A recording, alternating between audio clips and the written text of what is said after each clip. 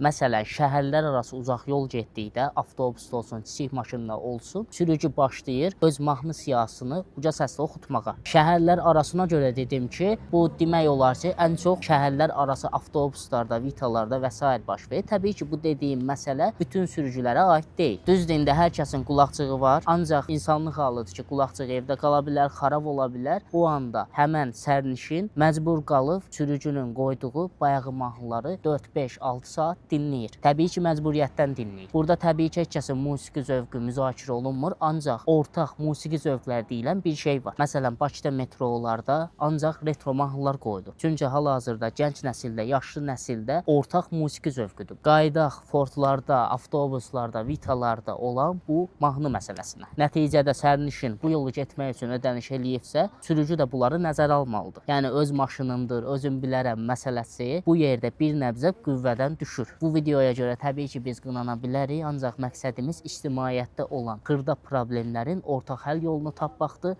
Bizi izləməyə davam edin.